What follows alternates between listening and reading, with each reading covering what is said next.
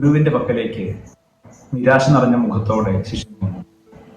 അയാൾ പറഞ്ഞു, ഞാൻ മതിയാക്കുകയാണ്, മടുത്തു, ഒരു മാറ്റവുമില്ല. ഗുരു പറഞ്ഞു, ശരി, എല്ലാം അവസാനിപ്പിക്കും മുമ്പ് ആ കാണുന്ന പാത്രങ്ങളിലൊന്ന് തുടച്ച് വൃത്തിയാക്കി കൊണ്ടുവരും. ആശ്രമത്തിന്റെ മൂലയിലിരിക്കുന്ന 2 ചെമ്പുപാത്രങ്ങളിലൊന്നിനെ ചൂണ്ടി ഗുരു പറഞ്ഞു. അല്പസമയം കഴിഞ്ഞ് തിളങ്ങുന്ന ചെമ്പുപാത്രവുമായി ശിഷ്യൻ വന്നു. ഗുരു ചോദിച്ചു, എന്തു മാറ്റമുണ്ട് രണ്ടും തമ്മിൽ? ഒന്ന് വെട്ടിത്തിളങ്ങുന്നു, മറ്റേത് ക്ലാവ് പിടിച്ച് പൊടി പിടിച്ച് മങ്ങിയിരിക്കുന്നു. ഗുരു പറഞ്ഞു, മാറ്റങ്ങൾക്ക് പരിശ്രമം ആവശ്യമുണ്ട്. നിഷ്ക്രിയത ആരെയും വെളിച്ചമുള്ളവരാക്കി മാറ്റുന്നില്ല. പ്രിയമുള്ളവരെ, ആത്മാവിൻ്റെ നഷ്ടപ്പെട്ടു പോയ തിളക്കങ്ങളെ വീണ്ടെടുക്കാൻ നിഷ്ക്രിയത്വങ്ങളിൽ നിന്ന് കർമ്മങ്ങളിലേക്ക് നീങ്ങാനുള്ള ഒരു ആഹ്വാനമാണ് ഈ നോമ്പുകൾ. ആത്മീയതയുടെ 3 നെടുംതൂണുകളെ, ആധാരശിലകളെ ഇന്നത്തെ തിരുവചനങ്ങൾ സാക്ഷ്യപ്പെടുത്തുകയാണ്. പ്രാർത്ഥന, ഉപവാസം, ദാനധർമ്മം. പാപത്തിൻ്റെ ഏത് കൊടുങ്കാറ്റിലും തിന്മകളുടെ ഏത് അഗാധ സമുദ്രത്തിലും ആത്മീയതയ്ക്ക് അടിയുറച്ചു നിൽക്കാൻ സഹായിക്കുന്ന 3 നങ്കൂരങ്ങളെയാണ് ഇന്നത്തെ വിശുദ്ധ ഗ്രന്ഥ ഭാഗങ്ങൾ പരിചയപ്പെടുത്തുന്നത്. നാം ആദ്യം വായിച്ചു കേട്ടത് നിയമവർത്തന പുസ്തകത്തിൽ നിന്നാണല്ലോ. 15-ാം അധ്യായം 7 മുതൽ 15 വരെയുള്ള വാക്യങ്ങൾ.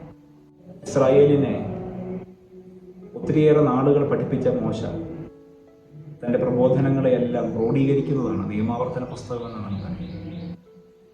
എന്തുകൊണ്ടാണ് സഹോദരങ്ങളോട് കരുണയോടെ വർത്തിക്കേണ്ടത് എന്നതിന് മോശ അവിടെ കൊടുക്കുന്ന വിശദീകരണം വളരെ മനോഹരമാണ്.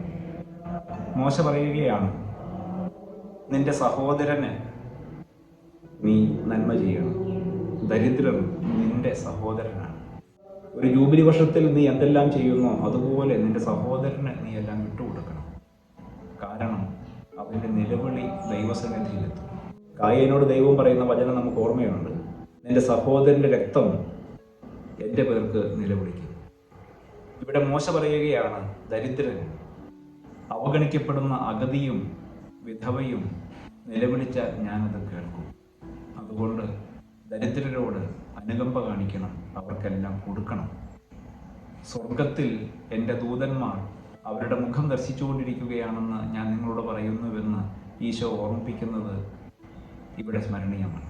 പ്രിയമുള്ളവരെ, എപ്രകാരമാണ് കൊടുക്കേണ്ടത്, എന്തുമാത്രം ഉദാരതയോടെ നമുക്ക് കൊടുക്കാം എന്നുള്ളതിൻ്റെ ഉത്തമമായ ദൃഷ്ടാന്തത്തെയാണ് 2ാമത്തെ വായനയിൽ തോബിത്തിൻ്റെ പുസ്തകം 12-ാം അധ്യായം 6 മുതൽ 15 വരെയുള്ള വാക്യങ്ങൾ പരിചയപ്പെടുത്തുന്നു. തോബിത്തിനെ നമുക്ക് പരിചയമുണ്ട്. ഒന്നുമില്ലാത്തവനാണ്, ദരിദ്ര നാരായണൻ. പക്ഷേ അയാൾക്കൊന്നുണ്ട്. ആർക്കും തനിക്കുള്ളതെല്ലാം, തൻ്റെ മനസ്സ്, തൻ്റെ മുൻഗണനകളെ നൽകാനുള്ള ഒരു വലിയ മനസ്സ് അയാൾക്കുണ്ട്. അതുകൊണ്ടാണ് ദാരിദ്ര്യത്തിൻ്റെ പടുകുഴിയിലായിരിക്കുമ്പോൾ അയാൾക്ക് അപ്രതീക്ഷിതമായിട്ട് ലഭിക്കുന്ന ഒരു മഹാവിരുന്നുണ്ട്. ആ വിരുന്നിന് തൊട്ടു മുമ്പ് അയാൾ ഇറങ്ങിപ്പോവുകയാണ്. എവിടെയോ ഒരു മൃതദേഹം മറവ് ചെയ്യാതെ കിടക്കുന്നു എന്നുള്ള വാർത്ത അറിഞ്ഞു. ഇങ്ങനെ മറ്റുള്ളവർക്ക് മുൻഗണന കൊടുക്കുന്ന അയാൾ ദാരിദ്ര്യത്തിൻ്റെയും ദുഃഖങ്ങളുടെയും അന്ധതയുടെയും അഗാധങ്ങളിലേക്ക് താഴുമ്പോൾ ദൈവം ദൂതനെ പറഞ്ഞയക്കുന്നു. ഇത്ര പ്രത്യാശാനിർഭരമായ ഒരു തിരുവചന ഭാഗമാണ്. അവിടെ എല്ലാം പുനഃസ്ഥാപിച്ചു കഴിയുമ്പോൾ ദൂതൻ പറയുന്ന ഒരു വാക്യമുണ്ട്, തോബിത്ത്, നിന്റെ പ്രാർത്ഥന ഞാൻ ദൈവസന്നിധിയിൽ എത്തിച്ചിരിക്കുന്നു. നമ്മുടെ എല്ലാ പ്രാർത്ഥനകളെയും ദൈവസന്നിധിയിൽ എത്തിക്കാൻ ദൂതന്മാരുണ്ടെന്നുള്ള ഓർമ്മ എത്ര ആശ്വാസകരമാണ്. 2ാമത് ദൂതൻ പറയുകയാണ്, പ്രാർത്ഥനയ്ക്ക് ഉപവാസത്തിൻ്റെയും ദാനധർമ്മത്തിൻ്റെയും അകമ്പടി വേണം. ഉപവാസവും ദാനധർമ്മങ്ങളും ഉള്ളിടത്താണ് പ്രാർത്ഥനയ്ക്ക് തിളക്കമേറിയ പശ്ചാത്തലം ഉണ്ടാകുന്നത്. അത് പ്രാർത്ഥനയാവുന്നത്. 3ാമത് ദൂതൻ പറയുകയാണ്, നീ അന്യരെ സംസ്കരിച്ചപ്പോഴൊക്കെ ഞാൻ നിന്റെ കൂടെ ഉണ്ടായി. നന്മ ചെയ്യുന്നവൻ്റെ കൂടെ ദൈവം എത്ര സമീപസ്ഥനാണെന്ന് ഈ വിശുദ്ധ ഗ്രന്ഥ ഭാഗം നമുക്ക് ഉറപ്പു തരികയാണ്. അതുപോലെ എപ്പോഴാണ് പ്രാർത്ഥിക്കേണ്ടത്? എല്ലായ്പ്പോഴും എല്ലാ ആവശ്യങ്ങൾക്കും വേണ്ടി നിരന്തരം ദൈവസന്നിധിയിൽ പ്രാർത്ഥിക്കുന്നതിനേക്കാൾ ഉപരി ദൈവം തന്ന കഴിവുകളെ അതിൻ്റെ പൂർണ്ണതയിൽ വിനിയോഗിച്ചിട്ടും നമ്മുടെ സകല പരിധികളും അസ്തമിക്കുന്നിടത്താണ് ദൈവത്തോട് യാചിക്കേണ്ടത്. അതാണ് പ്രാർത്ഥനയായിട്ട് മാറുന്നത്. പരിശ്രമങ്ങളില്ലാത്ത വാചക കസർത്തുകൾ പ്രാർത്ഥനയായിട്ട് മാറില്ലെന്ന് ദൂതൻ തോബിത്തിന് ഉപദേശം കൊടുക്കുന്നു. പ്രിയമുള്ളവരെ, മൂന്നാമത്തെ വായനയിൽ ഓർദോസാർക്ക് എഴുതുന്ന ലേഖനം, രണ്ടാമത്തെ ലേഖനം 8-ാം അധ്യായം 9 മുതൽ 15 വരെയുള്ള വാക്യങ്ങളിൽ പൗലോസ്ലീഹ തൻ്റെ ശ്രോതാക്കൾക്ക് മഹനീയമായ ഒരു മാതൃകയെ പരിചയപ്പെടുത്തുകയാണ്. അത് മറ്റാരുമല്ല, ഈശോ മിശിഹ തന്നെയാണ്.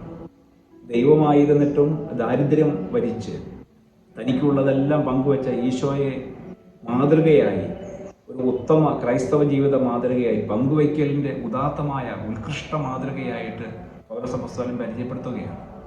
ഈ പൗലോസിൻ്റെ വാക്കുകളുടെ പശ്ചാത്തലം നമുക്കറിയാം.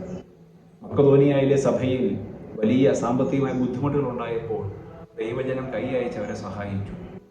അതിനെ പൗലോസ് അപ്പോസ്തലൻ അടയാളപ്പെടുത്തുന്നത് മക്കദോനിയയിൽ ദൈവം വലിയ കൃപ വർഷിച്ചു എന്നാണ്. സഹോദരങ്ങൾ നൽകുന്ന പങ്കുവയ്ക്കലിനെ ദൈവകൃപയുടെ ഒരു പെയ്ത്തായി പൗലോസ് അപ്പോസ്തലൻ അവതരിപ്പിക്കുകയാണ്. എന്ന് വെച്ചാൽ ദൈവവും ദൈവജനവും ഒന്നാണ്. ദൈവജനം ചെയ്യുന്ന സകല നന്മകളിലും ദൈവത്തിൻ്റെ കയ്യൊപ്പ് പതിയുന്നുണ്ട്. പൗലോസ് അപ്പോസ്തലൻ പറയുകയാണ്, ക്രിസ്തുവിനെ പോലെ നിങ്ങൾ ഉദാരമായിട്ട് കൊടുക്കണം. അങ്ങനെ കൊടുക്കുമ്പോൾ നിങ്ങൾ ക്രിസ്തുവിനോട് പങ്കുചേരും. പ്രിയമുള്ളവരെ, സുവിശേഷത്തിലേക്ക് വരുമ്പോൾ നിയമാവർത്തനത്തിൽ മോശ നിയമത്തെ ക്രോഡീകരിക്കുന്നത് പോലെ മലയിലെ പ്രസംഗത്തിൽ സുവിശേഷ ഭാഗ്യങ്ങളെല്ലാം അവതരിപ്പിച്ച് ഈശോ തൻ്റെ ശിഷ്യൻ അനുവർത്തിക്കേണ്ട ഒരു പാഠാവലിയെ, ഒരു മാഗ്ന കാർട്ടയെ പരിചയപ്പെടുത്തുകയാണ്. നിങ്ങൾ പ്രാർത്ഥിക്കുമ്പോൾ, നിങ്ങൾ ഉപവസിക്കുമ്പോൾ, നിങ്ങൾ നന്മ ചെയ്യുമ്പോൾ അതിനെ പരസ്യമാക്കരുത്. അത് നീയും എൻ്റെ പിതാവും മാത്രം അറിയുന്ന ഒരു വലിയ രഹസ്യമായിരിക്കണം. മറ്റാർക്കും അറിയാത്ത ഒരു രഹസ്യം എന്നതിനേക്കാൾ ഉപരി നീയും പിതാവും ഒന്നുചേരുന്ന ഒരു കൂട്ടായ്മയുടെ പശ്ചാത്തലത്തിലായിരിക്കണം. അതാണ് ആ വാക്കിൻ്റെ അർത്ഥം. ദൈവവും നമ്മളും തമ്മിലുള്ള ഒരു കൂട്ടായ്മ. അവിടെ മറ്റാർക്കും പ്രശംസയുടെ, പുകഴ്ത്തലിൻ്റെ, പുരസ്കാരങ്ങളുടെ സാന്നിധ്യമില്ലാത്ത ഒരു കൂട്ടായ്മ. അതിനെയാണ് മത്തായി ശ്ലീഹ ഇവിടെ എടുത്തു പറയുന്നത്. നീ നന്മ ചെയ്യുമ്പോൾ കാഹളം മുഴക്കരുത്. നീ ഉപവസിക്കുമ്പോൾ മുഖം വികൃതമാക്കരുത്, വിവർണമാക്കരുത്. നീ തൈലം പൂശി, എണ്ണ പുരട്ടി പുഞ്ചിരിയോടെ പുറത്തിറങ്ങണം.